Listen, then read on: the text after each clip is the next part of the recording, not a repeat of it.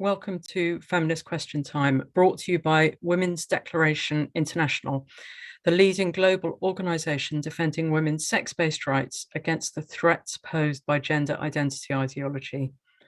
There's more information on the website womensdeclaration.com, where you'll find our declaration on women's sex-based rights, which has been signed by 31,472 people from 159 countries and is supported by 443 organisations. We have over 100 volunteer activists, including 53 country contacts, engaged in defending women's rights. Today, we have Marie-Josephe de Villers from France. She is going to present a new book on surrogacy, which is called Towards the Abolition of Surrogate Motherhood in English and Ventre alloué in French, and it will be coming out in Spanish as well. Then we have Annet Birungi from Uganda, and she's going to talk about reproductive justice. Then we're going to have Rachel Ara, who's from the UK, and she will talk about Inconvenient Women, an initiative to document these times in visuals and film. And then we're going to have me, Jo Brew, and I'm going to read an article I wrote called Transgenderism, a New Operating System for Patriarchy. So our first speaker, I'm really pleased to present, is Marie-Josephe de Villers. She's from France. She's the co-chair of the International Coalition for the Abolition of Surrogate Motherhood, and she's a member of the WDI French-speaking team. She's going to talk to you about the new book on surrogacy. So welcome, Marie-Josephe, and over to you. First of all, I'm delighted to show you the books we have just published on surrogacy. They are just behind me, as there is one which was published by Spinifex in Austria, which is called Towards the Abolition of Surrogate Motherhood, and the other one here in French. And well, as ICASM, the International Coalition for the Abolition of Surrogate Motherhood, we thought that publishing a book might be a way to have access to the media. We also thought it would be a wonderful means to gather all these voices already standing against surrogacy, against the reproductive exploitation of women and commodification of children. And here we are, so proud to have achieved it, and so thankful to Spinifex, to Australia, to back us up and support this project. So amazed that 16 authors from so many different countries responded to our call for contributions. Journalists, academics, activists. The English version, as you can see, is called Towards the Abolition of Surrogate Motherhood. We are also thankful to L'Échappée, the French publisher, who agreed to publish the French version with 26 contributions. It is called in English, Womb to Rent, a feminist critique of surrogacy. A Spanish version is due at the end of 2022. These two books are very important. Please read them and get other people to read them. It showed the reality of surrogacy from different angles: feminism, of course, history, technosciences, tradition, neoliberalism, language, eugenics, and so on. It's a mine of useful information and arguments. You will also recognize some big names like Melissa Farley, Taina Bien-Aimé, Catherine Lynch, Phyllis Chesler, Renata Klein, and so many others as important from Sweden, Italy, Japan, Spain, UK, USA, India, Austria, and France. If you don't know much about surrogacy, read it. If you know a lot, read it also. as it goes far beyond what we are used to say or to hear about surrogacy. And now I'm going to tell you what's up about surrogacy around the world. Let's start with 3 bad news. First, the Hague Conference on Private International Law has appointed a group of 20 experts to write a draft protocol on parentage in the context of surrogacy. They have been working on it for 8 years. In 2023, the 85 state members of the Hague Conference will vote for or against this protocol. We are very worried they vote in favor of it, as it would fuel the surrogacy market and organize surrogacy worldwide. Second, the Verona Principles. It was written by an NGO called ISS, standing for International Social Services.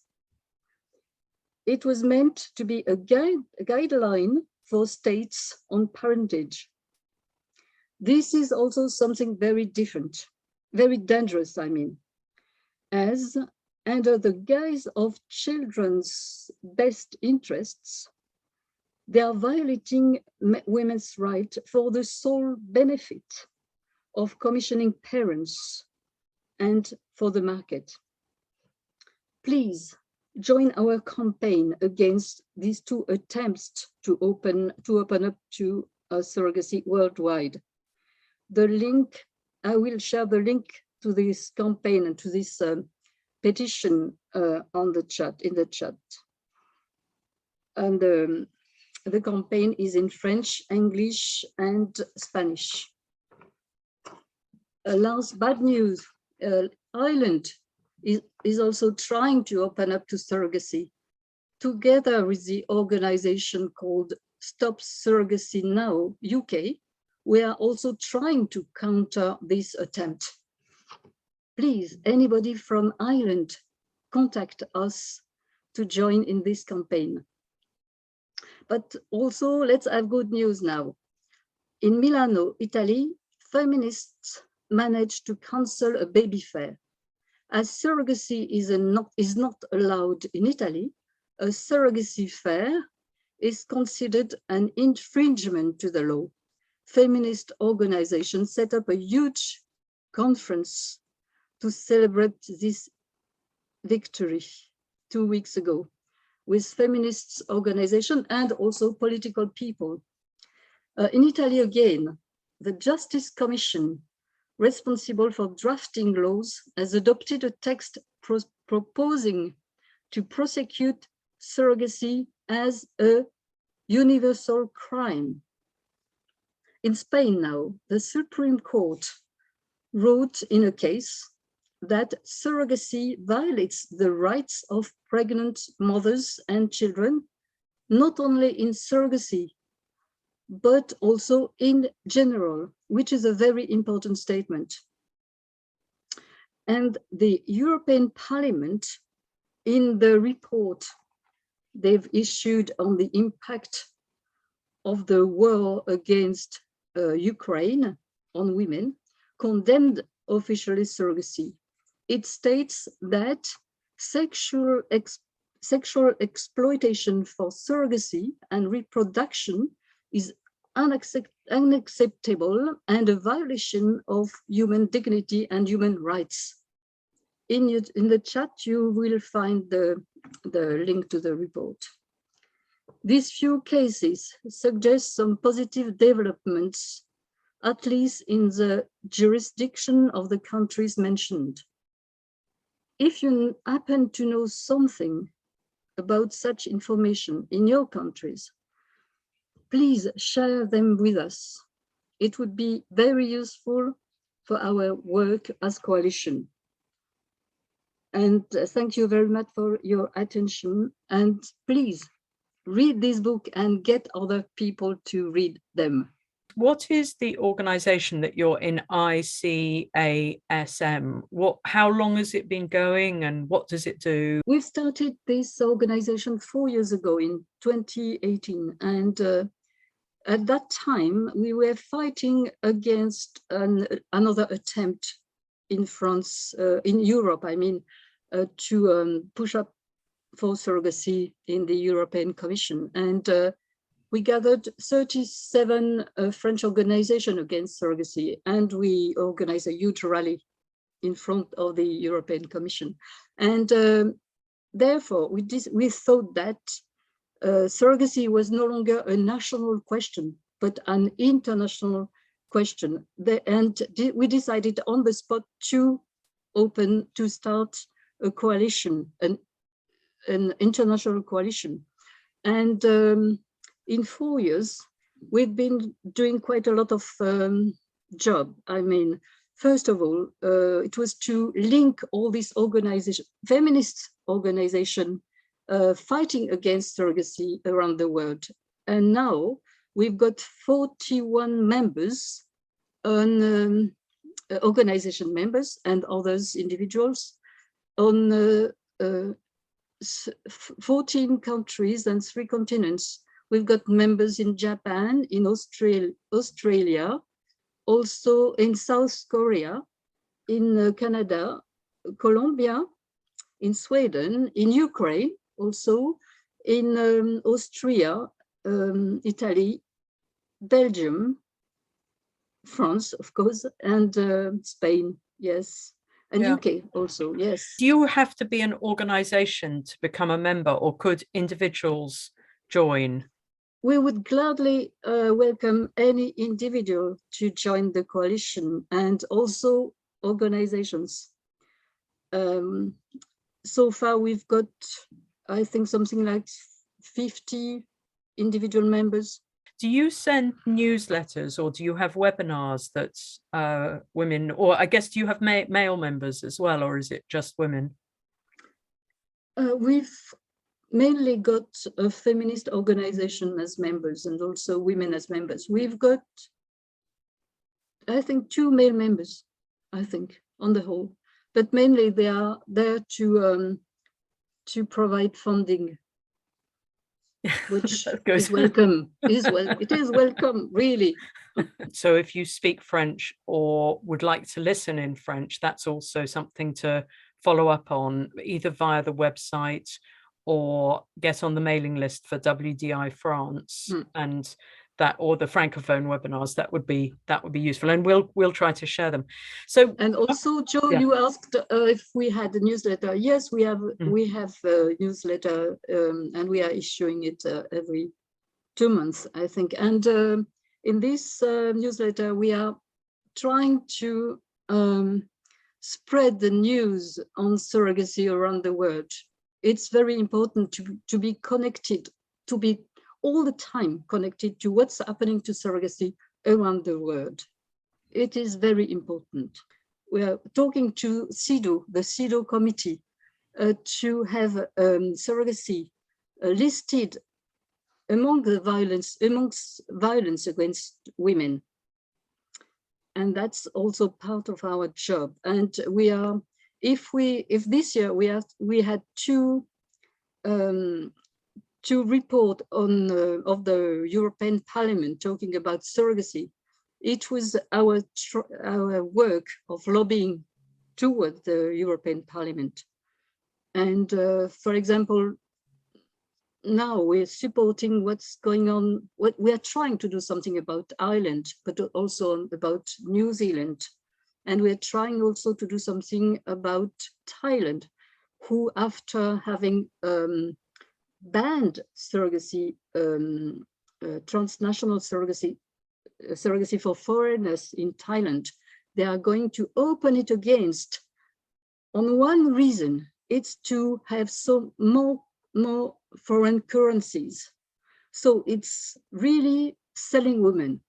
There are some more and more young women against surrogacy, I must say, but they are against surrogacy as soon as they know what surrogacy is. Because how can they get to the information to know what surrogacy really is. They don't know much about pregnancy. They've not been through pregnancy first. They don't know that pregnancy is something risky for anybody. And they don't know that in surrogacy, the risk is much heavier than a normal pregnancy. And they don't know that there are a lot of surrogate mothers who have died through surrogacy. They pity this poor couple, these poor gay people not being able to have children, but they don't care about the mothers, the surrogate mothers behind. And they only take the point for the commissioning parents, never for the surrogate. Okay, so we're now going to move on to hear from Annet Birungi. Annet Birungi is from Uganda. She's a radical feminist and an obsessed sexual and reproductive health rights advocate and activist against sexism and misogyny. Her work surrounds reproductive justice and sexual rights. About the work we are doing on reproductive justice, I want to start with the current, what was happening like during the COVID-19, where most of the countries went to total lockdown. And my work surrounds around the adolescent girls and young women. That's where my heart is, and that's where I really love to be. So we saw a lot of injustices. There was actually a lot of injustices among adolescent girls, because they could not access, there was no equality, they could not access reproductive health, they could not access the reproductive information. When you talk about contraceptives or hair, to young people it is a hair. How can a young girl go for a contraception? So mostly there was no access to safe abortions, and also some girls who got pregnant, most of them were forced by their caretakers and guardians to go for an unsafe abortion, because in the health centers they don't carry out abortion, and the facilities that carry out abortion, they are privately owned facilities and they are expensive. So these are so many tales of adolescent girls and young women went through.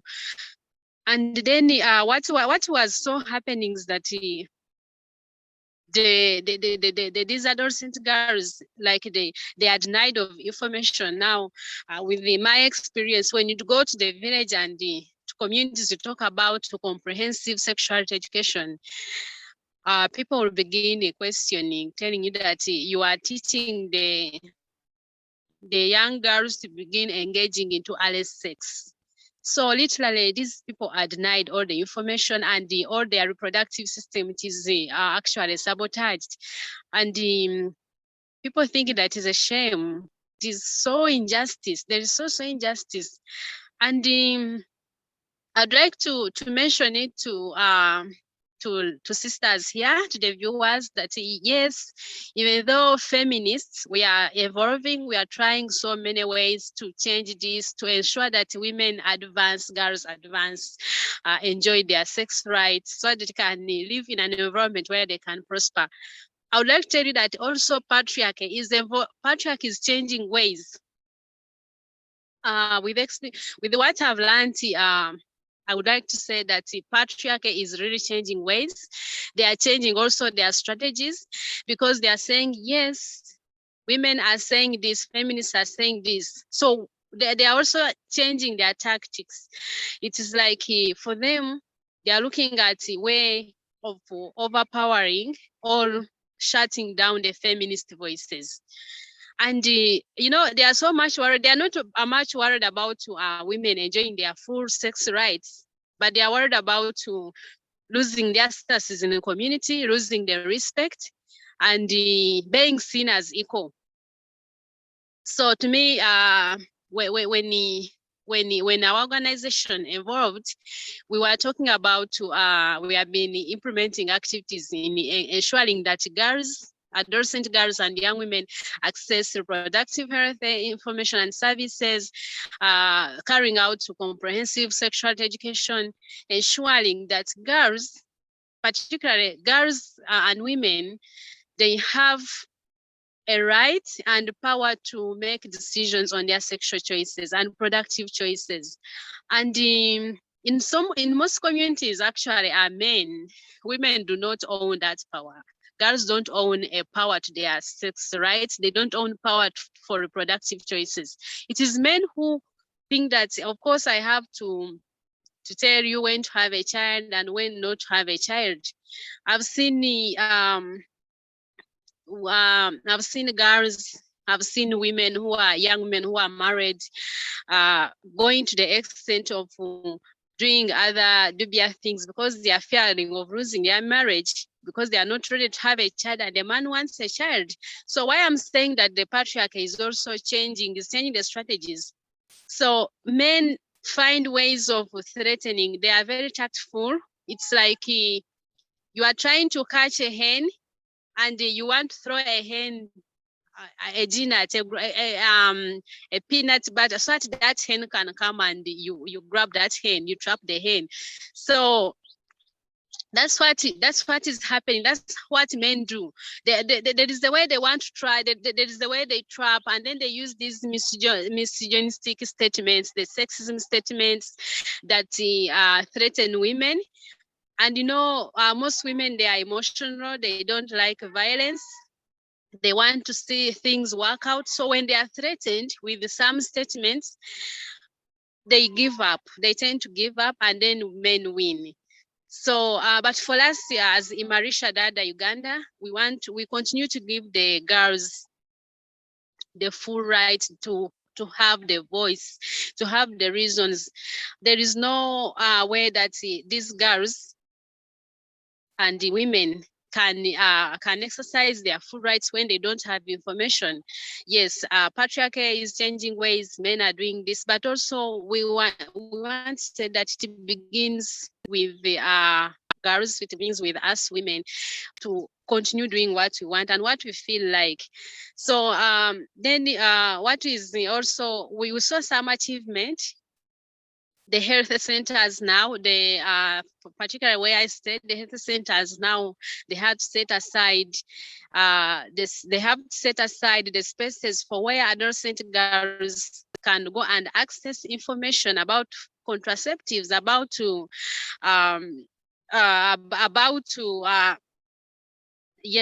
contraceptives, about access to safe abortion. But still the reception of these health workers, it is still negative. Like there is the way there is the interpretation, there is a misinterpretation of these health workers, which is negative. When an adolescent girl goes to health facilities, wants to access an information on contraceptive. And also the health workers, because these people, these young girls and women, they have had certain type of contraceptives. This is the one they go to access to. So mostly the health workers deny the girls and women the information to different available methods of contraceptives. They deny them the information on advantages and disadvantages, and also they don't give them the power to make their own choices. For example, me, Annet, like if I'm going to access a contraceptive, maybe I had it from a friend, maybe IUD worked for her. Let me also go and access the IUD. So when I go to access some information, the health worker will not have time to explain to me how IUD works, how it works for different people. They don't have time to test the hormones. They don't have time to test your bodies, the body changes and the other history. So they give you what is there. To me, it is very injustice. And for us, we say we shall continue to speak against it, and also provide as more information as we can to adolescent girls and young women, so that by the time they reach to health facilities to access the information, they also have that information. They are aware. Do the organizations that provide the services to women, are they mostly run by women, or do you have a lot of the male?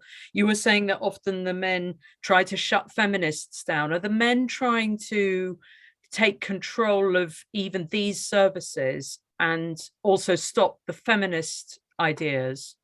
Yes, actually, we do not provide the services, but we link them to the health centers where they can actually get the services.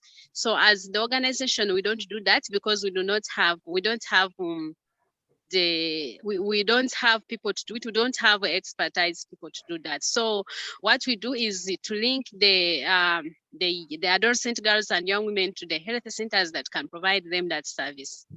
Yeah. I don't know if I answered the question. Yeah, maybe. And another thing, I was watching a video about South Sudan, and one of the male government ministers was saying that there's more sexual violence than maybe 20 or 30 years because of pornography. And he said that the breakdown of traditional communities has made, and the pornography, which we have a lot in the West, has made men even more violent. Are you finding that to be true? The changes in men's behavior. Is pornography a big problem in Uganda? Yes, it is a big problem. What happens is that when men who are exposed to pornography, pornography has, different sex styles, different, so many things about pornography. So there's a story that we got from one of the young women we work with here. For her, she was facing intimate partner sexual violence. So she told us that her spouse, goes to violate her after watching pornography and forces her to practice the sex styles that spouse has watched in that pornography films. So it influences, pornography influences the acts of men towards the acts of men to violate women, because for them, they expect the women to behave sexually in the way that they are watching in that pornography. And also they don't mind the sexual pressure of women, because they have watched pornography. They have gone to find they have watched pornography. They have got heated, they have got erected. By the time they go to meet their spouse, it is they don't have time to waste to make the other person feel the sexual pressure to take them through the romance and what so. So to me, it influences that. And we have had so many stories from the women who have experienced the intimate partner violence, how their husbands spend time on phone, on watching pornography. Then they don't take time to make them ready. And you find that it's so hurting. I agree with you with the South Sudan.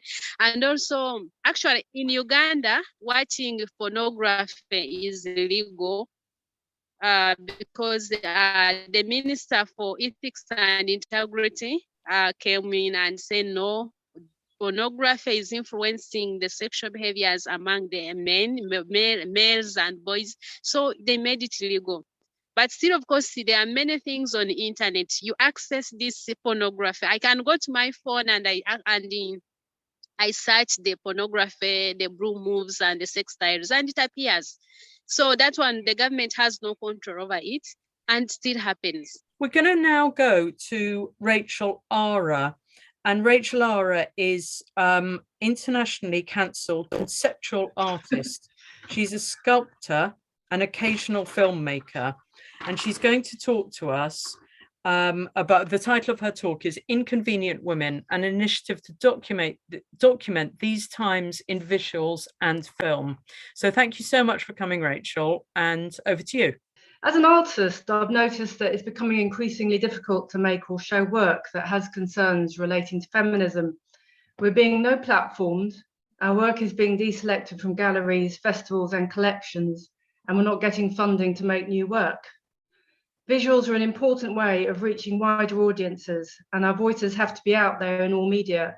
So what I'm going to do is put forward a few proposals for creating our own networks and making and showing films, and also trying to get some feedback from you about what you'd want. So it's a quick talk. It's only going to take about 15 minutes.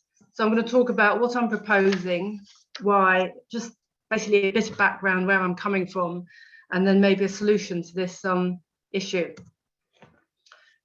So what I'm proposing to do is curate a series of free regular screenings for women, sort of bi-monthly, hopefully using this platform or a similar streaming service. So I want the films to be made by women and about women's issues. And I can imagine this program would probably be a couple of hours. It would probably be introduced and have some contemporary shorts and some important historical work. So I think the intention is for the program to be about, it should be entertaining, but there should be some sort of educational and general interest work. And long term, we can maybe build a catalogue that could be used as a resource for education or other things. And I think we could go from sort of curating interesting stuff, even from memes, from TikTok, micro shorts up to features, and looking at all genres, from documentary, comedy, revenge movies. I mean, basically anything that goes. I think we have to see what's out there.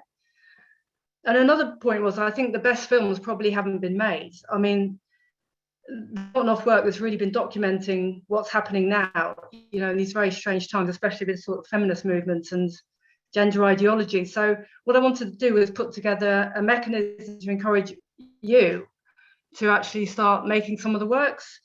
So I thought a good idea for that was about creating sort of a 1 minute short competition, which is great for sort of novice filmmakers to start on that. And the 1 minute, I mean, it can be very, very powerful, and a lot can be said in that time.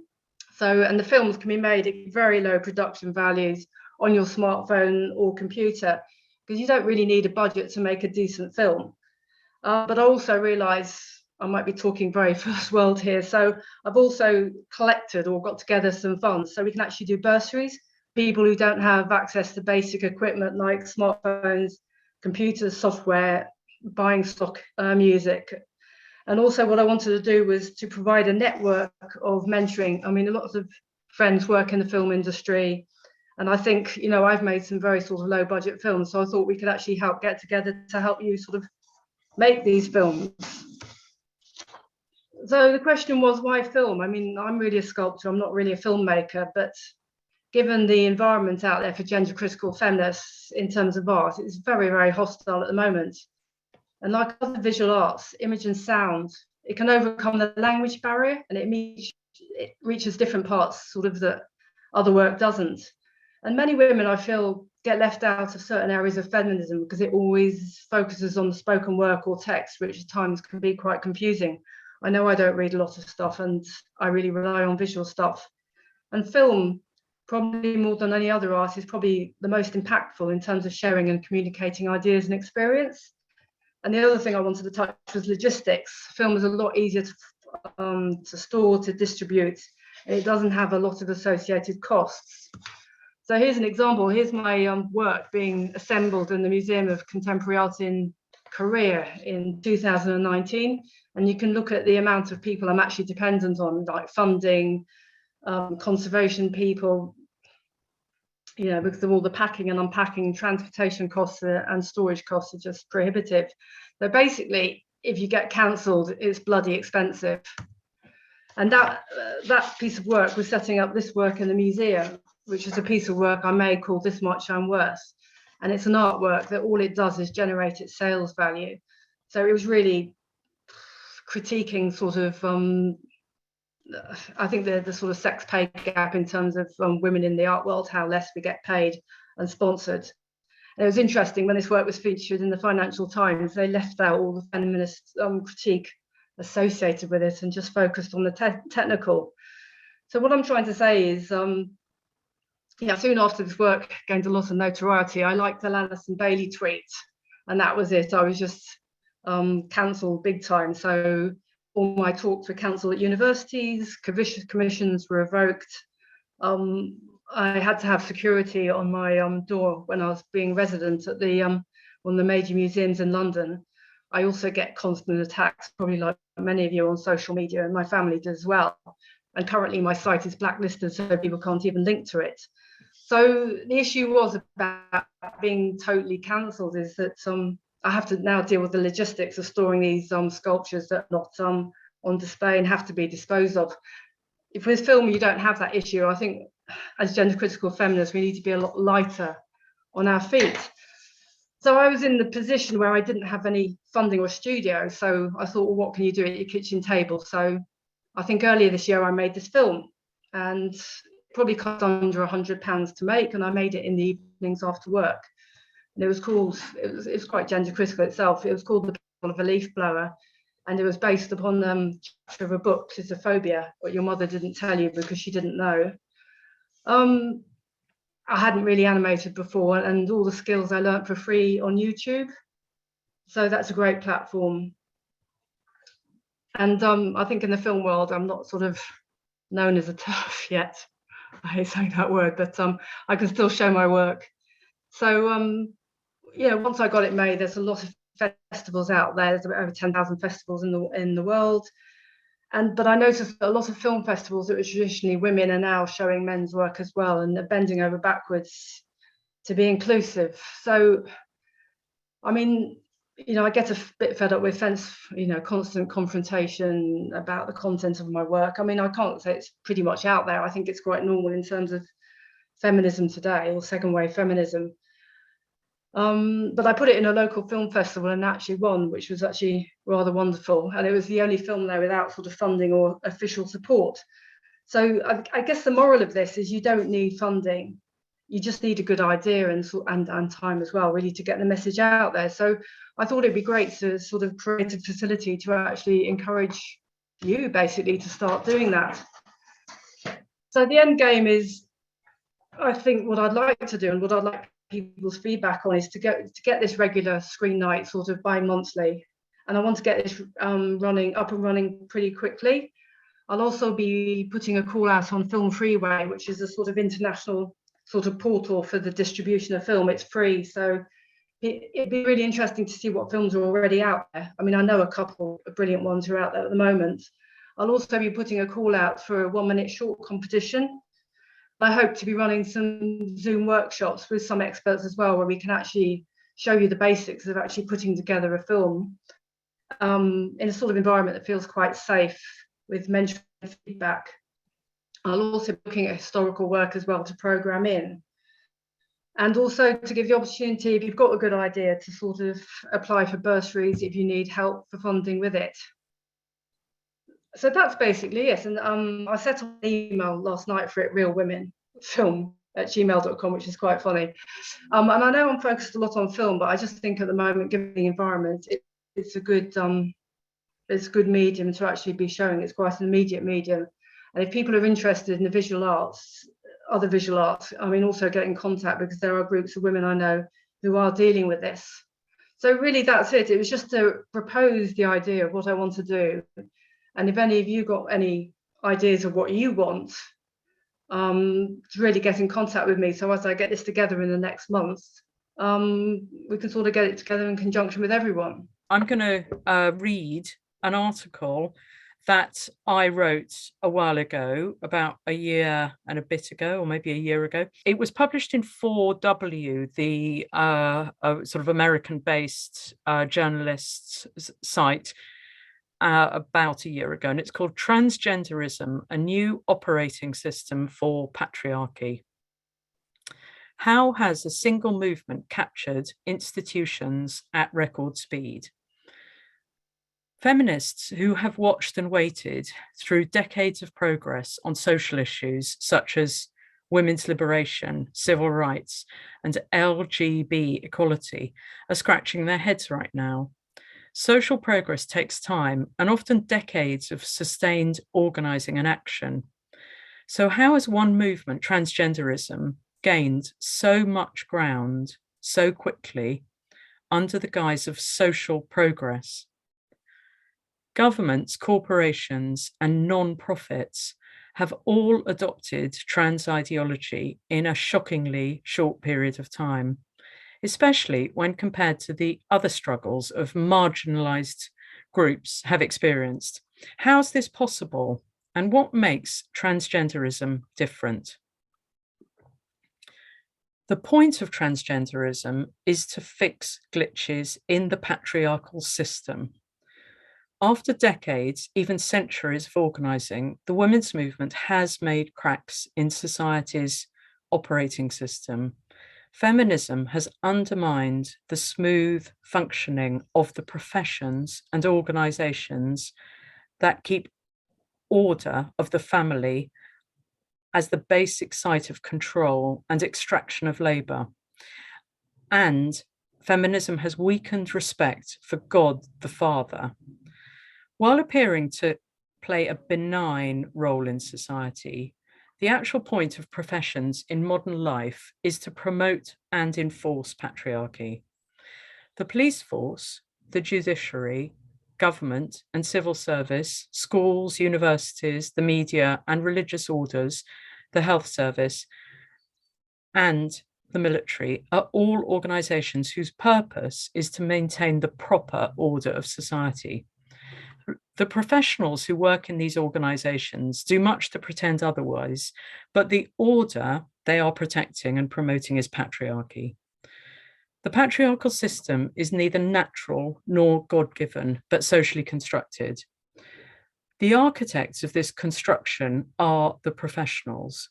They make the laws and the rules we live by. They control our access to resources, and they oversee the extraction of labour and distribution of what is produced. The point of organisations in patriarchy is to promote and enforce male dominance. Governments make laws to oppress women, the media, and religion create myths and stories to confuse women, and NGOs, non-governmental organisations, mislead women into accepting crumbs instead of freedom, leading women up the garden path, selling them out. The point of the free market, money, capitalist systems is to enable flows of energy and resources from nature and women towards men. Free markets make the daily struggle for resources into billions of competitions in which the strongest win repeatedly. Markets help and obfuscate the patriarchy. At the smallest scale, most humans live in families in which one man dominates and oversees the oppression of females in the group. He's backed up by the state, the legal system, the media, religion, education, and the arrangement of markets. Each organisation or profession can be seen as a system, for instance, the healthcare system or the educational system. Together, professionals, professional bodies, organisations, and families form a complex interlocking web-like social system that maintains and recreates order in society. We are dependent on this system as well as oppressed by it. The system is almost compulsory, inescapable, given its reach in the world. To maintain the order, men have worked to exclude the oppressed outsider class, women, from the officer class of patriarchy, the professions. The United Kingdom is typical in this respect. British women only got to work as lawyers in 1923 and police officers in 1939. They got the vote in 1918, but were mostly kept from holding political office by political parties who either did not select women candidates or concentrated them in unwinnable seats. There have only ever been 552 female members of parliament compared to 16,747 men. The laws governing who qualifies to work in the professions have been made by politicians, and men have been made sure to exclude women from lawmaking. Women have been allowed to work as teachers for rather longer, but men have dominated as teachers in the top schools, such as the boys only Eton and Harrow, and the universities. In academia, the production of knowledge has been closely regulated by the patriarchy. Women's voices are systematically shut out or erased. Women could not get universities university degrees in the UK until 1878. The media has been overwhelmingly male, with journalists needing accreditation from professional bodies in order to get access to government briefings. The spiritual leaders who justify the patriarchy to the faithful have until recently been exclusively male. Those women that do work in professions are pressurized to enforce the patriarchy on themselves by limiting their creativity to patriarchally sanctioned themes, and by showing their submission by wearing makeup and high heels, performing their sexual corvée, as Sheila Jeffreys put it in Beauty and Misogyny. Women were pushed to the margins of medical care in the Middle Ages when a new class of professional male doctors muscled onto the scene. Midwives became outsiders. In the 1800s, British men made it illegal for anyone without a university degree to practice medicine, and excluded women from getting degrees by arguing that menstruation, pregnancy, and menopause made women frail, unstable, and incapacitated. Sex in Education by Dr. Edward Clarke, which was published in 1893, justified this, saying higher education in women produces monstrous brains. Professional organizations are hierarchical. They are set up to cascade rules and obligations to their members and thus implement new orders. For instance, during COVID-19 in the UK, new rules have been spread with lightning speed via professional structures and related organizations. Daily government press briefings broadcast via television and the internet, and then repeated on the state TV, BBC, news and other media. Schools, another professional body, send instructions to pupils and parents, and the National Health Service mails and emails patients, as we are called. Regional governments back this up with guidelines and newsletters. At the local scale, local politicians, councillors are on hand to flood the population with the messages. In the case of COVID-19, the top authority is the World Health Organization that collates information and directs governments' actions globally. Our experience in fighting COVID-19 in 2020 is that there is a global social system and that information and instructions are transmitted daily and efficiently. The professional class who lead organizations are obligated to be professional. Part of what this means is they have promised to do what those above them in the hierarchy tell them. They study for years to qualify and can have their professional license taken away from them if they don't follow orders. They get authority status and the legal right to work as professional in return for agreeing to promote and implement the patriarchal system. As intellectuals, professionals also need to be able to think for themselves and to make their own judgments as to what would be the most professional at any given moment. They are thus both obedient servants of the system and originators of new ideas and methods within them. So a teacher in the UK, for example, has to follow the government's national curriculum and the school's schemes of work, but has some freedom to deliver material in their own way. To some extent, professionals are creative, and this gives them a little room to push for change within systems. Taking advantage of this in recent years, as more women pushed into the professions, they pushed back some of the worst practices of patriarchy. Female police have broken up the fraternal protection rackets afforded by male police officers to their civilian brothers. Female police have stopped male police from protecting rapists. Well, not completely, but have tried to and have made some inroads. Female judges have put some paedophiles into prisons. Female teachers have stopped male teachers grooming and abusing girls and worked to put new safeguarding systems in place. Female journalists have been able to tell, to some extent, our stories. Despite this, mostly professionals understand that their job is to implement patriarchy. In return, the insider professionals get money, power, and status. Professionals are handmaidens of patriarchy, the officer class of patriarchy.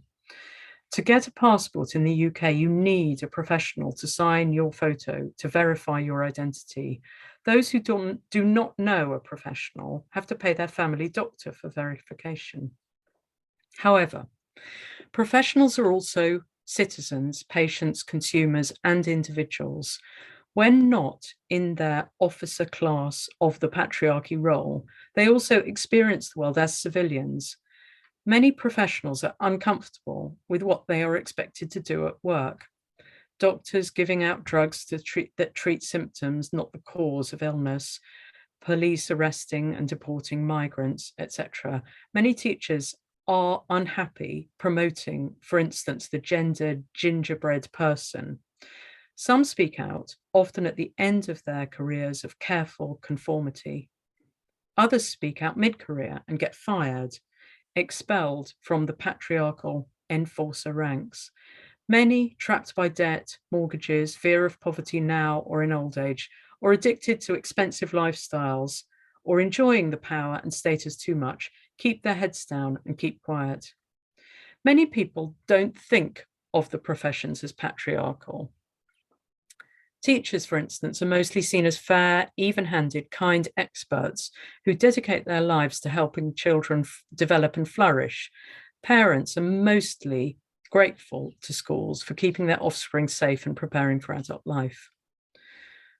However, the proof that professions and organisations are patriarchal enforcers came between 2015 and 2020 in the form of an unbelievable and unbelievably effective new operating system that has been embraced by almost all organised groups in Britain.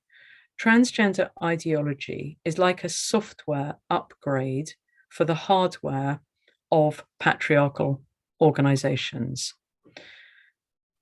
The reason transgenderism has spread like wildfire through professions and organisations worldwide that it is a new operating system to help them do their job, which is implementing patriarchy. It feels right.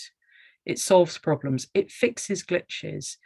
In the old operating system, the growing acceptance of equality between men and women had led to calls for women to hold half of the top jobs, or get paid half of the money, or control half of the decision-making power.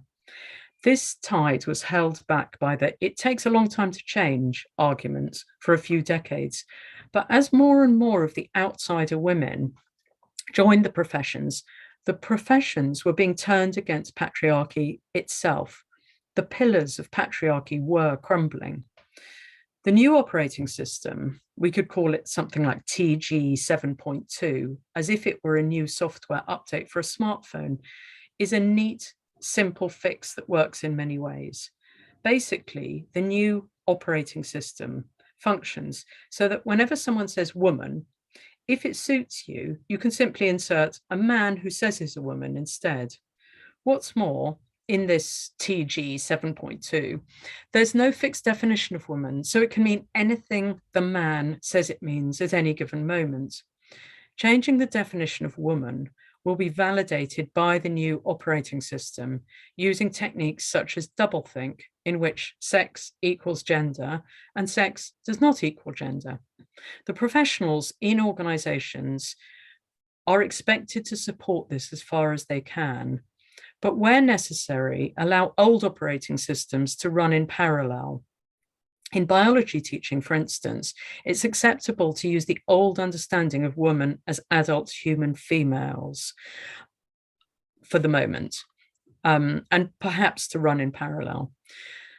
Foundational truths of the new operating system, such as everyone has a gender identity, are being taught and repeated in schools and pumped out via the media. Civil servants around the world are mainstreaming gender identity ideology into laws and social policy, rather than continue the campaign against gender as a type of sex role stereotyping. the United Nations Women's Unit hosted an event on gender diversity in 2019. In the USA, President Joe Biden has promised to let people be treated as if their gender identity were their sex in the military, schools, and sport, saying, "This is the civil rights issue of our time." Much has been written about how helpful this is for patriarchy and how it is being done.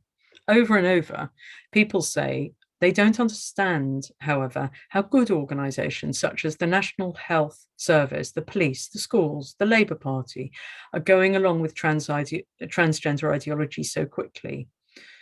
So contrast the glacial rate of change towards equal pay at the Bank of England, where men still earn 24% more than women, with the rapid acceptance of transgender ideology. The bank reported in 2020 that it had 3 times more staff who say their gender identity is different from their sex than the national average. A press report explained that a driver for this change is that the 326-year-old Bank of England, typical of city institutions, is trying to shake off a long-held image of hiring a disproportionate number of white men from privileged backgrounds. In the same way, contrast how the UK's taxpayer-funded broadcaster, the BBC, urged its staff in 2020 to state their pronouns in emails and has rolled out a plethora of programs, television programs and radio programs, which almost exclusively pro-trans themes with a doggedly slow rate of change towards equal pay. Even organisations set up to help women and girls, such as the Girl Guides, the Women's Institute, or the Fawcett Society, have switched to transgender ideology. The only explanation that makes sense is that transgenderism is providing new tools to implement patriarchy, filling in the cracks in the system left by the work of feminists. The majority of people, individuals, at least in the United States, where research has been conducted, do not believe in or want transgender ideology. Professions and organizations do want it and are implementing it nonetheless, because my contention is their raison d'etre, their reason for being, is to promote patriarchy. As Virginia Woolf noted in 3 Guineas, professional men wear clothes that make us gape with astonishment.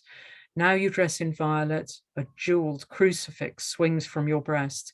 Now your shoulders are covered with lace, now furred with ermine, now slung with many linked chains set with precious stones.